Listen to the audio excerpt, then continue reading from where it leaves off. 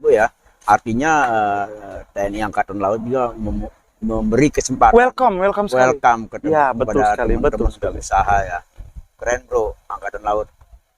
Jaya bro. Marinir. Jalas Pepa Jaya Mahe bro. Jalas Pepa Jaya Mahe. Nah, Jumpa lagi.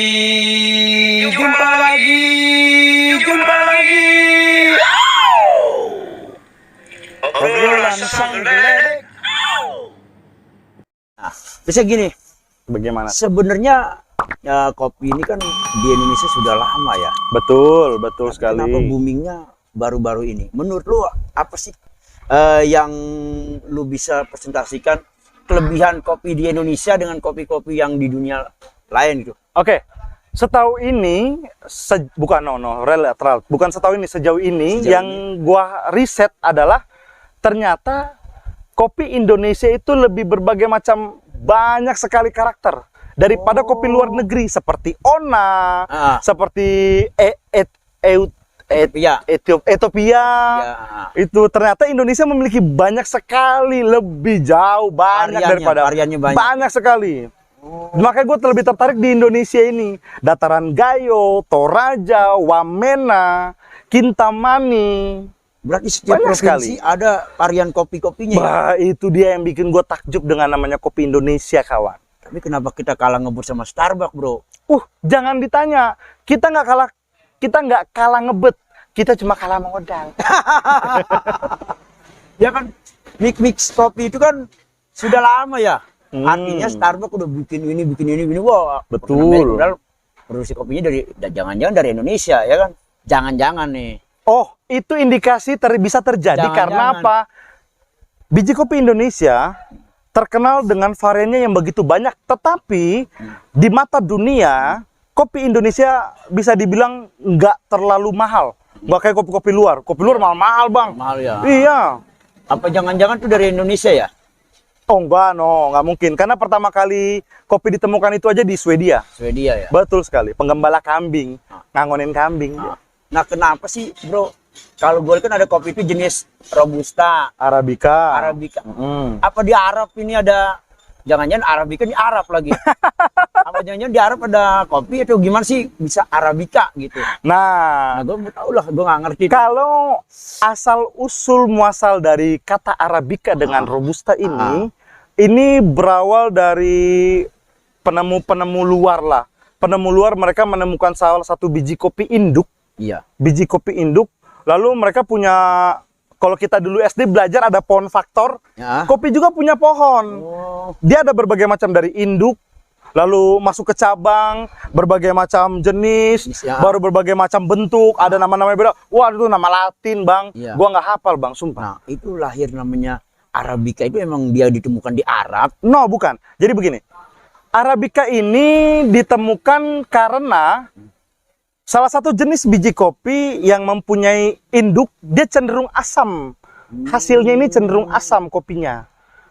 Jadi Arabica itu bahasa Itu Latin atau bahasa? gue bilang bahasa apa ya?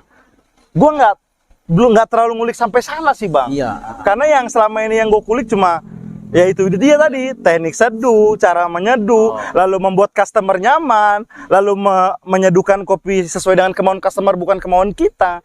Itu yang aku pelajari. Kalau untuk itu udah masuk ke ilmu kopinya udah benar-benar dalam. Ya artinya kan orang hanya berpikir bahwa Robusta, Arabica, kan orang menganggap jangan-jangan di Arab gudangnya kopi dibawa ke seluruh dunia kan gitu ya.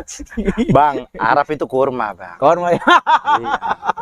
Kalau kopi dia nggak tumbuh, kering banget, Kering ya ini. Iya. Karena emang kopi itu, nah, gue pernah dengar kopi itu semakin dataran tinggi semakin bagus. Itu gimana sih? Gue nggak paham. Oh, nggak bisa dibilang gitu juga. Ya, sebenarnya begini.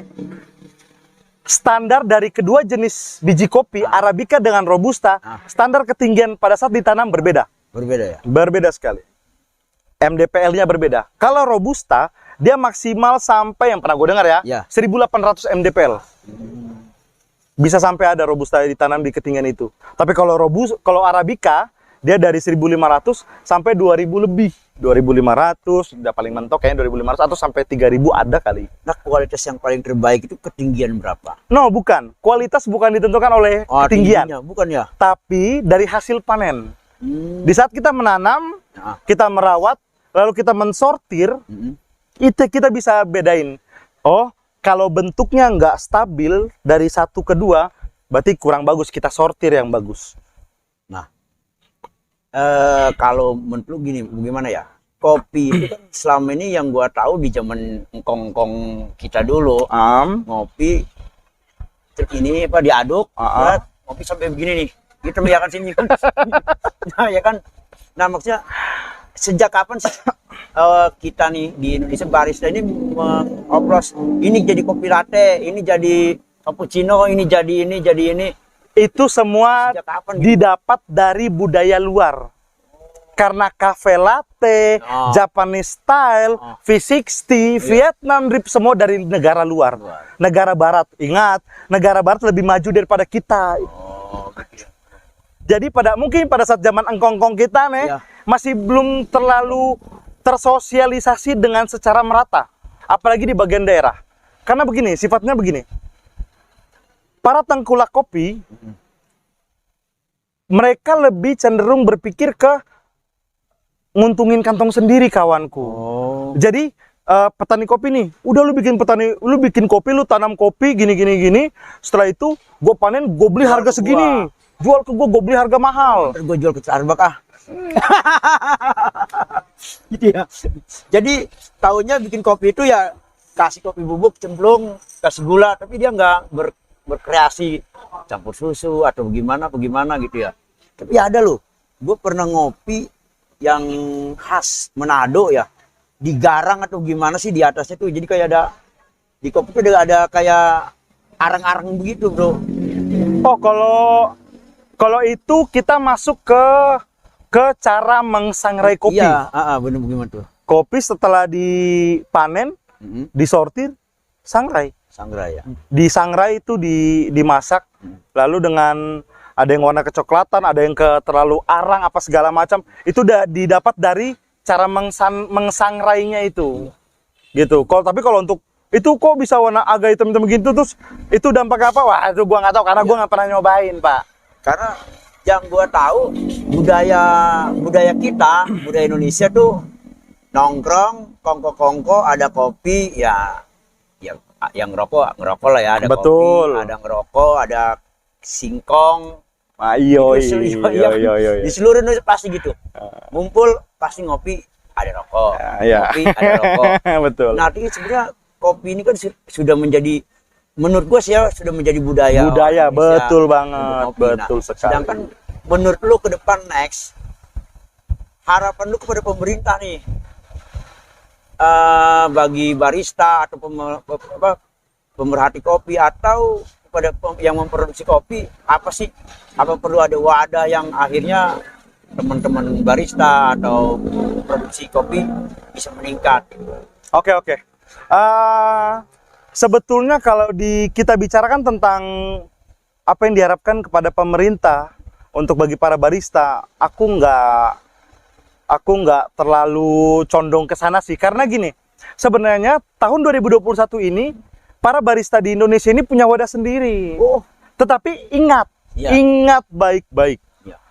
Di saat pengetahuan mulai meluas tentang namanya kopi, mafia tetap ada. Udah kayak ini dong, bola dong, bro. Semuanya punya, temanku. Setiap ada oknumnya juga. Pasti ada. Nah, yang membuat susah untuk berkembang atau menyatu adalah keinginan untuk lebih di atas daripada orang lain. Bukan keinginan untuk merangkul sama-sama dan kita maju sama-sama. Nah, keren, bro. Memang, bro, kita memang harus cinta dengan produksi kopi dalam negeri ya. Harus. Siapa yang mencintai kopi kita kalau nggak kita sendiri? Nah, Tinggal benar. regulasinya pemerintah buat dah. Pemerintah sebenarnya sih gimana ya, Bang ya? Gue ngomongnya ya. Gue nggak enak ngomongnya. Memprotek gitu.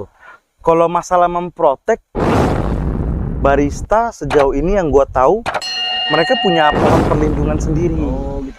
Nah, kalau petani kopi itu sendiri, kalau menurut lo gimana, bro? Ini di sini PR-nya di sini.